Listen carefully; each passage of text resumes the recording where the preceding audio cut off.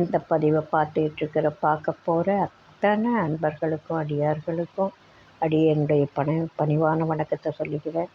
அன்பர்கள் திருவடி வணங்கி இந்த பதிவை ஆரம்பிக்கிறேன்.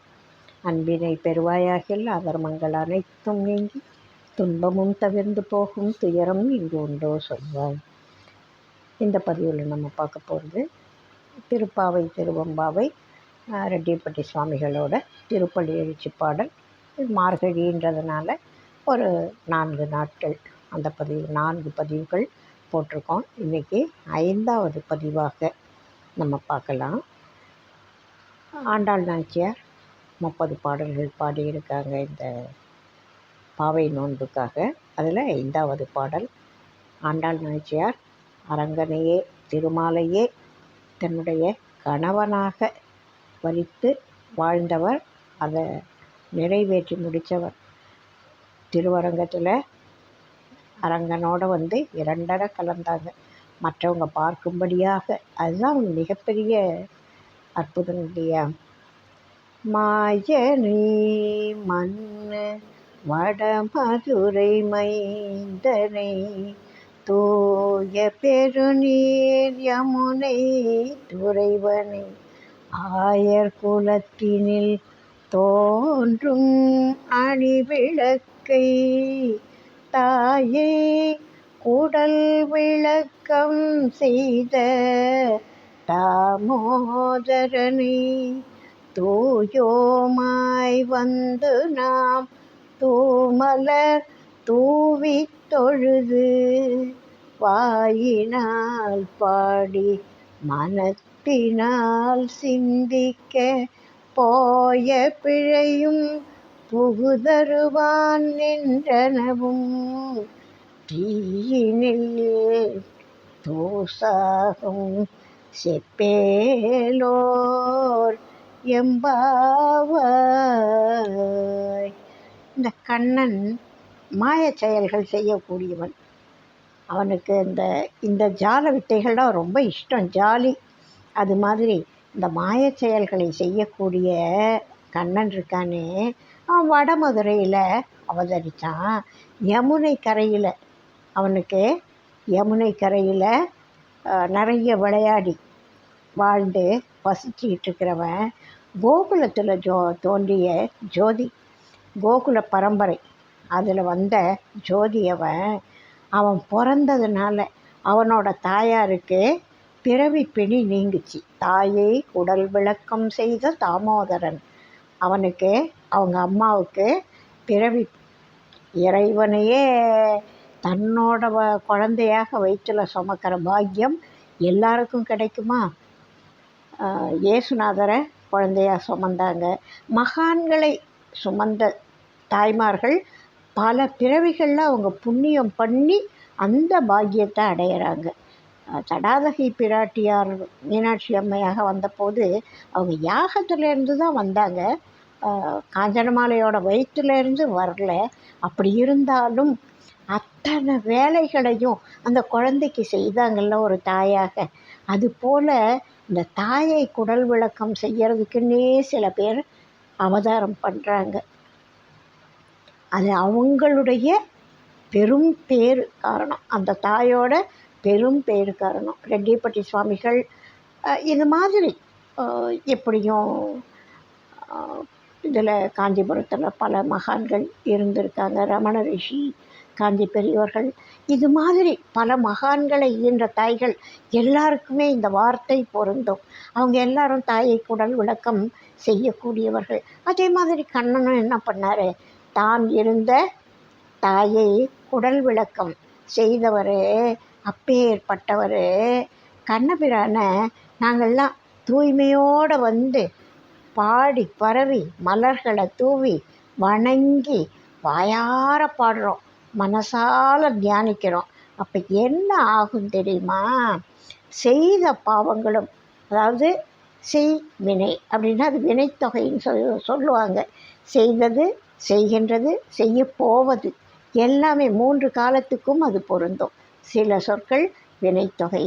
அதுபோல் இந்த பாவங்கள்லாம் நேற்றுக்கு நாம் செய்து சேர்த்து வச்சுருக்கிறோமே, அது இன்றைக்கி நாம் செய்துகிட்ருக்கிற ஆகாமியம். அது எல்லாத்தையும் இனிமேல் செய்ய போகிற பாவங்களையும் சேர்த்து அத்தனையும் ஒரு நல்ல நெருப்பு, அந்த நெருப்பில் ஒரு தூசு, ஒரு சின்ன பொருள் அதை எடுத்து நம்ம போட்டால் என்ன ஆகும்? பஸ்பமாயிடும் இல்லையா? நெருப்பு பெருசு, தூசு சின்ன அளவு. அந்த சின்ன பொருளை நெருப்பில் நெருப்போட குணமே அது தன்னை மாற்றிக்காது. எந்த பொருள் தன்கிட்ட வருதோ அதை தன்மயமாக்கிடும். அந்த பொருளை எரித்து நெருப்பாக மாற்றிடும் இல்லையா? அதுவும் எரிய ஆரம்பிச்சிடும். அப்பேற்பட்ட குணம் தான் பொல்யூஷன் ஆகாது. மற்ற எல்லா பிரபஞ்ச பொருள்னாலையும் பொல்யூஷன் ஆக்க முடியும். நெருப்பை யாராலையும் பொல்யூட் பண்ண முடியாது. அப்பேற்பட்ட ஆற்றலுடையது அந்த நெருப்பு. அந்த நெருப்பில் போட்ட ஒரு தூசு போல் இந்த வினைகள்லாம் தீயினில் தூசாகும் செப்பேலோர் எம்பாவாய். சரி, தீயில் தூசாகணும்னா அதுக்கு என்ன பண்ணணும்?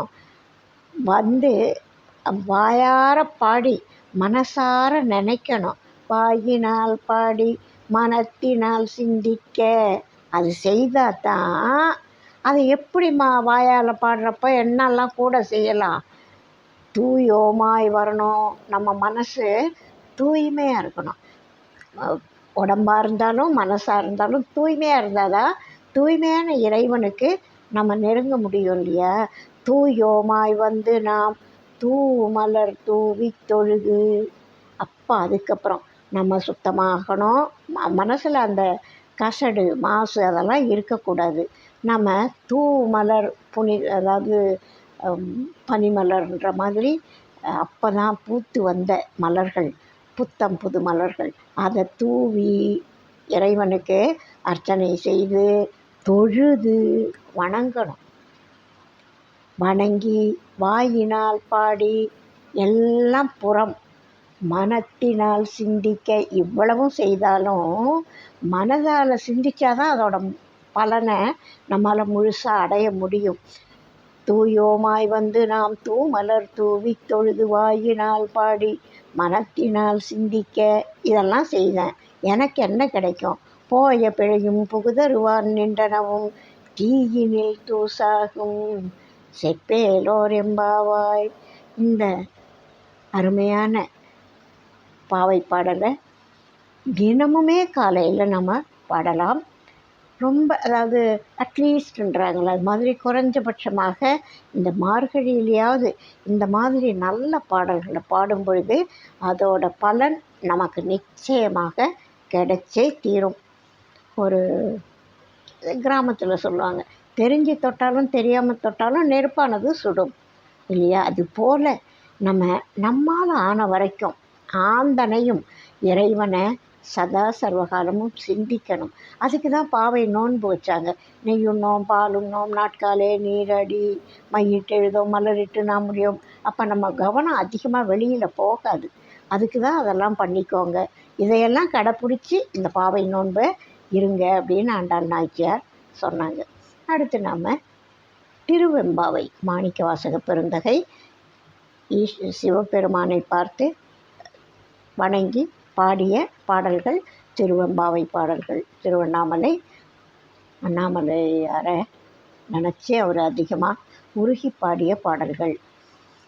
மாலறியா நான் முகனும் காணாமலையினை நாம் போலறிவோம் என்றுள்ள பொக்கங்களே பேசும் பாலூறு தேன்வாய்ப்படிரி கடை திறவாய் ஞாலமே விண்ணே பிறவே அறிவறியான் கோலமும் நம்மை ஆட்கொண்டருளி கோதாட்டும் சீலமும் பாடி சிவனே சிவனே என்று ஓலமிடினும் உணராய்கான். உணராய்கான். ஒரு உணராய் போடல, 2 உணராய் போட்டிருக்காரு. உணராய்கான் ஏலக்குழலி பரிசேலோர் எம்பாவாய். அந்த குரூப்பாக வராங்க. இந்த பாடலினுடைய முறையே அதை ஏற்கனவே விழித்தவர்கள் இப்போ உறக்கத்தில் இருக்கிறவங்கள எழுப்புறாங்க. அந்த முறையில் தான் இந்த திருப்பாவையும் திருவெம்பாவையும் அந்த அமைப்பில் பாடப்பட்டிருக்கு இல்லையா? இப்போ வந்தாங்க, சில பேர் வந்தாங்க, இந்த உறங்கிட்டு இருந்த பெண்ணை எழுப்புறாங்க. அம்மா, நம்ம சிவபெருமான் இருக்காரு, அவரை திருவண்ணாமலையில் வெறும் நெருப்பு, அதாவது ஜோதி வடிவமாக அங்கிங்கனாதபடி எங்கேயும் பறந்து விரிஞ்சு மாலுக்கும் அயனுக்கும் திருவடியை தேட சொல்லிட்டு, ஆனால் இவர் என்ன பண்ணார், திருவடியும் காட்டாமல் வளர்ந்து நின்றுட்டார். அவங்க போகிறாங்க தேடி பார்க்குறாங்க, கிடைக்கல. அதுக்கு என்ன காரணம்? நான் தேடுவேன், கண்டுபிடிப்பேன்ற எண்ணத்தோடு தேடினால் இறைவனை காண முடியாது. அப்பா, எனக்கு தெரியாது, நீ வா அப்படின்னு கூப்பிட்டா கட்டாயமாக அன்பெனும் பிடியுள் அகப்படும் மலை இறைவன். அதனால் நீ வான்னு கூப்பிட்ட, அதாவது இறைவன் தான் விருப்பப்பட்டால் மட்டுமே, தான் காட்ட நினைத்தால் மட்டுமே காட்டுவான். அவனே காட்டலைன்னா யாராலையும் காண முடியாது. காண்பாரார் கண்ணுதலாய் காட்டாக்காலே, இல்லையா? அவனே ஆட்டுவிச்சால் ஆடலாம், காட்டினால் காணலாம், காட்ட மறுத்தால் காண முடியாது. இதுக்காக தான் இந்த பிரம்மாவுக்கும் திருமாலுக்கும் அவர் அடிமுடியை காமிக்காமல் விட்டார். இதை நாம் தெரிஞ்சுக்கணுன்றதுக்காகத்தான். நீ நான் கடவுளை பார்த்துருவேன், நான் பார்த்துட்டேன், ஆல்ரெடி பார்த்து முடிச்சிட்டேன் அப்படின்னு சொல்கிறவங்கெல்லாம் இன்னமும் இருக்காங்க. நானே கடவுள்னு சொல்கிறவங்க கூட இன்றைக்கும் பூமியில் வாழ்ந்துட்டுருக்காங்க. அது மாதிரியெல்லாம் முடியாதுன்றதுக்காக தான் நாம், அதாவது உண்மையை தெரிஞ்சுக்கணும் இல்லையா? மெய்யடியார்கள்னால் உண்மையை தெரிஞ்சுக்கணும். போலிகள் பின்னாடி போய் நம்பி சுற்றிட்டு இருக்காமல் உண்மையை தெரிஞ்சுக்கணும். அதுதான் மெய்யடியார்களுடைய கற்க கசடர கற்பவை கற்ற பின் நிற்க அதற்கு தக. கசடர தெரிஞ்சுக்கணும், இந்த விஷயத்தையும் அப்படியே தெரிஞ்சுக்கணும். தெரிஞ்சுட்டு உண்மையான பாதையில் போகணும். அந்த மாதிரி இந்த சிவபெருமானுடைய கீர்த்திகள் சொல்ல முடியாத கண்டுகொள்ள முடியாத பெரும் சிறப்பை உடையவன் சிவபெருமான். வாயால் சொல்லி முடிக்க முடியாது. நாம் தெரிஞ்சிட்டோம், அப்பேற்பட்ட இறைவனை நாம் தெரிஞ்சிட்டோம் அப்படின்றது இந்த பொய் பேசுகிற மாதிரி இல்லை. திருமாலுக்கும் பிரம்மனுக்குமே கிடைக்காத அந்த இறைவனை நான் பார்த்துட்டேன், எனக்கு தெரியும், எனக்கு வணங்க தெரியும், நான் வணங்கிட்டேன் அப்படின்னு சொல்கிறதெல்லாம் பொய் சொல்கிற மாதிரி இல்லை. பொய் பேசுகின்ற பாலூரும் தேன் வாயை உடைய வஞ்சக பெண்ணே, கதவை தர, நீ பேசுகிறது பொய்ன்னு எங்களுக்கு தெரிஞ்சு போச்சு. அதாவது நான் கடவுளை பார்த்துட்டேன், எல்லாம் நான் சிவபெருமானை வணங்கிட்டேன் அப்படின்னு நீ சொன்னீன்னா அதெல்லாம் பொய். அதனால் அப்படி சொல்லிடாத, உன்னுடைய வாயை திறந்தே பொய்யை சொல்லிடாத, வஞ்சகியாக மாறிடுவ. அதனால் நீ என்ன பண்ணுற, இப்போது கதவை தர, மண்ணும் விண்ணும் பிற உலகங்களும் அறிவதற்கு அறியவனான சிவபெருமானின் பெருமைகளையும் அவன் நம்மை காக்கும் கருணை திறத்தையும் பாடி பாடி சிவனே சிவனே அப்படின்னு நாங்கள் கூப்பிட்றது கேட்டும் நீ எழாமல் இருக்கியே, இதெல்லாம் நறுமணம் கமழும் கூந்தலை உடையவளே, இதெல்லாம் சரி கிடையாது, எழுந்து வா. நாங்கள்லாம் இப்படி சிவபெருமானுடைய கீர்த்திகளை சொல்லி சிவனே சிவனேன்னு கூப்பிட்றோம்ல, நாங்கள் கூப்பிட்றது உனக்கு காது கேட்குதில்ல. அப்போது நீ என்ன அப்படி படுத்திகிட்ருக்க? உனக்கு சிவபெருமானை முன்னாடியே தெரியுமா? நான் அனுபவித்து முடிச்சிட்டியா என்ன? இன்னும் நீ பக்குவப்படாதவள். அதான் அங்கே குறிப்பால் சொல்கிறாங்க, வேற ஒன்றும் இல்லை. நாங்கள்லாம் பக்குவப்பட்டு இறைவனோட திருவடியில் எப்படி சேரணுன்ற வழியை கற்றுக்கிட்டு வர்றோம். நீ இன்னும் அந்தளவுக்கு எங்களை விட நீ ஜூனியர், உனக்கு அவ்வளவு தெரியாது. வா, பக்குவப்பட்டவர்களோடு சேர நீயும் எழுந்து வா. இதுதான் முக்கியம். இந்த பிறவி எடுத்ததோட பயனை அடையணும், நீயும் அடையணும். நாங்கள்லாம் இன்பத்தை அனுபவிக்கிறோன்னா நீயும் அந்த இன்பத்தை அனுபவிக்கணும். அதுக்காக தான் உன்னை நாங்கள் எழுப்பிட்டு நிற்கிறோம் இவ்வளவு பேரும். வா, எழுந்து கதவை திற, அதாவது விழித்துக்கொள் அப்படின்னு என்ன மெய்யடியார்கள் பழகிய மெய்யடியார்கள், அதாவது மானை காட்டி மான் பிடிப்பது போல அப்படின்னு சொல்லுவார். அது சுவாமிகளும் அப்படி சொல்லியிருக்காங்க, மகான்கள் அப்படி சொல்லுவாங்க. பழகிய அடியார்கள் பழகாத அடியார்களை தேற்றி கொண்டு வந்து இறை வழியில் செலுத்தக்கூடிய பாடல்கள். நாம் இன்னும் தேர்ச்சி பெறாத, ஆனால் விருப்பம் இருக்கும், தேர்ச்சி அடையலை. அப்போ நம்மளை மாதிரி இருக்கிறவங்களுக்கு தான் இவங்கெல்லாம் பாடி வச்சுட்டு போயிருக்காங்க அப்படின்னு நாம் நினச்சிட்டு இந்த பாடல்களை நம்முடைய வாயார நம்முடைய மனசார சித்தம் களிகூற பாட பாட பாட அதோட பயன் நமக்கு வந்து சேரும் அப்படின்னு சொல்லிட்டு இந்த திருவெம்பாவை பாடலை நம்ம முடிக்கிறோம். அடுத்தது ரெட்டியப்பட்டி சுவாமிகளை பற்றி திருப்பள்ளி எழுச்சி பாடல் பாடியிருக்காங்க. அது எவ்வளவு உன்னதமான ஒரு நடையில் அமைக்கப்பட்டிருக்குன்னு பாருங்கள். உத்தம வாழ்வை இவ்வுலகில் எல்லோரும் உண்மையில் நடத்திடற்கான நன்னெறியை சுத்த மனத்துடன் தந்தருள் புரிவோய். துரிய நல்வெளியினில் ஜோதியை கண்டே நித்தமும் சச்சிதானந்த விண்ணமுதை நிஷ்டையில் இருந்து அருந்திடும் மகாயோகி. இத்தருணத்தினில் எனக்கருள் புரிய என் குருவே பள்ளி எழுந்தருளாயே. இந்த உலகத்தில் இருக்கிற எல்லாரும் உத்தம வாழ்வை இவ்வுலகில் எல்லோரும் உண்மையில் நடத்தணும். வாழ்வு உத்தம வாழ்வாக இருக்கணும், அதை உண்மையாக நடத்தணும். அதுக்காக நீ என்ன பண்ண, நன்னெறியை உன்னுடைய மனசு சுத்த மனசு. ஏன் பாராதியண்டமெல்லாம் பக்தரை காக்கணும் அப்படின்னு நீ தவம் பண்ணி அதுக்கு ஒரு ஐடியா கேட்டு வாங்கிட்டு வந்த இல்லையா? அது என்ன, நீ வாங்கிட்டு வந்தது என்ன? நன்னெறி. நன்னெறின்னு ஒரு நூலே இருக்குது. இந்த வெறும் நல்ல நெறிகளை ஒரு ஒழுங்குபடுத்தி முறைப்படுத்தி எடுத்துகிட்டு வந்து கொடுத்த இறைவன்டனே 12 வருஷம் உட்கார்ந்து தவம் பண்ணி கேட்டு வாங்கிட்டு வந்தியே. அந்த நன்னெறியை நீ எப்படி இருந்த? சுத்த மனத்துடன். உனக்கு சுய லாபத்துக்காக செய்யலை இல்லையா? அடுத்த அன்பர்கள், அடுத்த மக்கள், ஆன்மாக்கள் உய்யணும். எப்படி அதுக்கு உயர்றதுக்கு வழி? உத்தம வாழ்வை நடத்தணும்.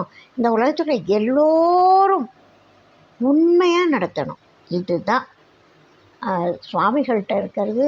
அந்த உத்தம வாழ்வை இவ்வுலகில் எல்லோரும் உண்மையில் நடத்திடற்கான நன்னெறியை சுத்த மனத்துடன் தந்து அருள் புரிவோய். ஒருத்தர்கிட்ட இருக்கிற பொருளை ஒருத்தருக்கு இன்னொருத்தருக்கு தர முடியும். இப்போ தந்துன்னா என்ன? அவர் தான் கொடுத்தார். அருட்சட்ட நெறியை ஒழுங்குபடுத்தி கொடுத்தது அவர் தான். வேதங்கள், ஆகமங்கள், மற்ற எல்லா ஞான நூல்களும் என்ன சொல்லுதுன்றது சொல்லுது, இல்லைன்னு சொல்லலை. எல்லாம் இவருக்கு முன்னாடி சொல்லி இருக்காங்க. ஆனால் அதை ஒரு ஒழுங்குபடுத்தி சட்டமாக்கி, பைலான்னு சொல்லுவாங்க, சட்ட புத்தகம்.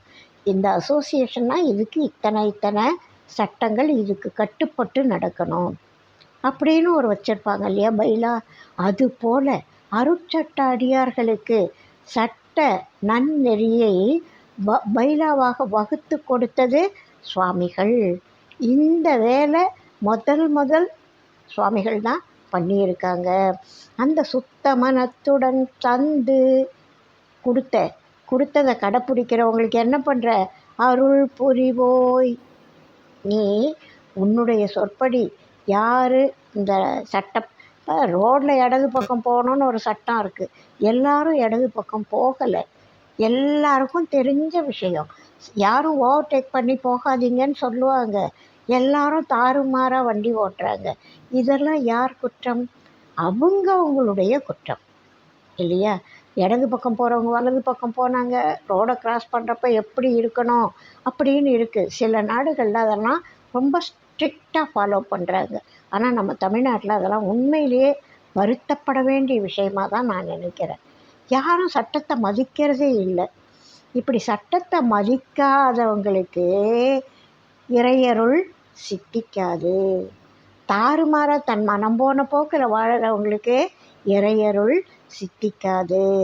ஆனால் உத்தம வாழ்வை உலகில் எல்லோரும் உண்மையில் நடத்திடற்கான நன்னெறியை சுத்த மனத்துடன் தந்து அருள் புரிவோய். இப்போ எல்லாரும் லாவுக்கு கட்டுப்பட்டாகணும். இந்த சட்ட அடியார்கள்னால் லாவுக்கு கட்டுப்பட்டே ஆகணும். அப்படி இருந்தால் அவங்க அருட்சட்ட அடியார், இல்லைன்னா அவங்க வெறும் மெய்யன்பர்கள், அடியார்கள், ஆசைப்படுறவங்க. ஏதோ முத்தி நெறியை நோக்கி பயணப்படணும், ஆன்மீகத்தில் பயணம் பண்ணணும்னு நினைக்கிறவங்க அப்படி தான் ஆகும். சட்டத்துக்கு கட்டுப்பட்டு நடக்கணும். இன்னொன்று வச்சுருக்கார் சுவாமிகள், யார் கட்டுப்படலையோ அவங்களுக்கு தண்டனையும் கிடைக்கும். எப்படி ஒரு சட்டத்துக்கு கட்டுப்படாதவங்களுக்கு தண்டனையும் உண்டோ, அதுபோல் சட்டத்துலேயும் சிலர் வழுக்கலாக தவறாக நடந்தாங்கன்னா அவங்களுக்கு தண்டனை கிடைக்கும். அது யாரும் கையில் உனக்கு கோர்ட் வச்சுக்கிட்டு, ஜட்ஜ் வச்சுக்கிட்டு, வக்கீல் வச்சுக்கிட்டு அந்த தண்டனையை கொடுக்க மாட்டாங்க. இயற்கை தானே கொடுக்கும். அப்போ அவங்க அடியாரை என்ன புரிஞ்சுக்குவாங்க, ஆஹா இதெல்லாம் ஒரு தவறு நடக்கும்போதே இவங்களுக்கு தெரிஞ்சிடும், நமக்கு இந்த தண்டனை கிடைக்குதுன்னா ஏன் இது யோசித்தாங்க, ஓ நாம் அந்த தவறு பண்ணோம், அதுக்காக இந்த தண்டனை. அதை என்ன பண்ணணும், இறைவன்கிட்ட போய் கிறிஸ்தவர்கள் சொல்லுவாங்க இல்லையா பாவ மன்னிப்புன்னு, அது மாதிரி நம்ம தெரியாமல் செய்த தவறுக்கு இறைவா இனி செய்ய மாட்டேன், மீண்டும் செய்ய மாட்டேன், என்னுடைய குற்றத்தை நான் உணர்ந்தேன் அப்படின்னு சொல்லி வேண்டி கேட்குறப்போ இறைவன் மன்னிப்பார். திரும்ப திரும்ப செய்தால் அதை மன்னிக்க மாட்டார், தண்டனைகள் தொடரும். அப்போது இந்த அருட்சட்டத்தில் இந்த சட்டம்ன்ற பேர் வச்சதுக்கு அதுவும் ஒரு அழகான காரணம். மீறினால் தண்டனை. அந்த மாதிரி ஒரு அருமையான நன்னெறியை சுத்த மனத்துடன் தந்து அருள் புரிவோய்.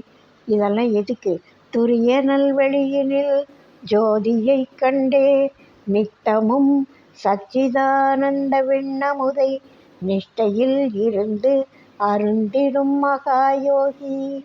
நாம் இப்போது எதை அருந்துகிறோம், ஆகாரத்தை அருந்துகிறோம், தண்ணீரை அருந்துகிறோம், இந்த உடம்பை வளர்க்குறதுக்கு, அன்னமய கோஷத்தை வளர்க்குறதுக்காக நம்ம எதையோ அருந்தி சோற்று துருத்தி சுமை சுமப்ப காற்றை பிடித்தலைந்தேன் கண்டாய் பராபரமே அப்படின்வார் தாய்மானார். அது மாதிரி நாம் சோற்று துருத்தி அந்த துருத்தின்ற வார்த்தை பழைய காலத்தில் துருத்தி இருந்தது. இப்போது ஏதானும் இண்டஸ்ட்ரீஸில் இருக்கும், இந்த கொல்லர் பட்டறையில் எதிரிலேயே இருக்கும், இரும்பை காய்ச்சுவாங்க. அந்த நெருப்பு தணல் அணையாமல் இருக்கிறதுக்காக கரெக்டாக இப்படி துருத்தி இருக்கும். அதை எடுத்து இப்படி ப்ரெஸ் பண்ணால் லேசாக அப்படி தூக்கி ப்ரெஸ் பண்ண உடனே அந்த காற்று போய் நெருப்பு மேலே பட்டு விசிறி விடும். அந்த நெருப்பு மேலே சாம்பல் பூக்காமல் தணலாகவே இருக்கும். அதனால் இரும்பை அதில் வச்சு காய்ச்சி வச்சு அடிப்பாங்க, சம்மட்டியில் வச்சு மேலே சுத்தியல், மிகப்பெரிய பலமான சுத்தியல் இருக்கும், அதால் அடிப்பாங்க. அதுபோல் இப்போ என்ன ஆகும்னா, இவர் நிஷ்டையில் இருந்து சோத்து துருத்திக்காக அன்னமய கோஷத்தை வளர்க்குறதுக்காக அவர் சாப்பிட்ற சாப்பாடு இல்லை, நித்தமும் சச்சிதானந்த விண்ணமுதை இறைவன் சிந்தனையின் போது அவருக்கு விண் அமுதம், தேவாமிர்தம் கிடைக்குது. அதை அருந்தக்கூடியவர் இந்த வெளியில் உள்ள உணவை சாப்பிடாம நிஷ்டையில் இருந்தால், அது நிஷ்டையில் இருந்தால் தான் அது கிடைக்கும். வெளியில் போய் சம்பாதிக்கணும், தேடணும், அடையணும்னு கிடையாது. எல்லா தவசிகளுக்கு மட்டுமே சித்திக்கக்கூடியது. நிஷ்டையில் இருந்து அருந்திடும் மகாயோகி. நீ யோகிகள் அதுலேயும் நீ மகாயோகி, அதனால் நீ அதை சாப்பிட்டுருக்க. இத்தருணத்தினில் இப்போ எனக்கருள் புரிய என் குருவே பள்ளி எழுந்தருளாயே. எனக்குள்ள ஒளிஞ்சிட்ருக்கிற, எனக்கு காட்டாமல் இருக்கிற இறைவா, நான் உன்னை தெரிஞ்சுக்கிற அளவுக்கு, புரிஞ்சுக்கிற அளவுக்கு, உணர்கிற அளவுக்கு எனக்கு உணர்த்தப்பா, திருப்பள்ளி எழுச்சி பண்ணப்பா அப்படின்னு சொல்லி நமக்குள்ள நாம் இறைவன் இருக்கார். ஆன்மாவே இறைவன் தான். இறைவன்றதும் கடவுள்ன்றதும் ஆன்மான்றதும் எல்லாம் ஒரே மாதிரி தான் இருக்கும். ஆனால் நம்மளால் அதை கண்டுபிடிக்க முடியலையே.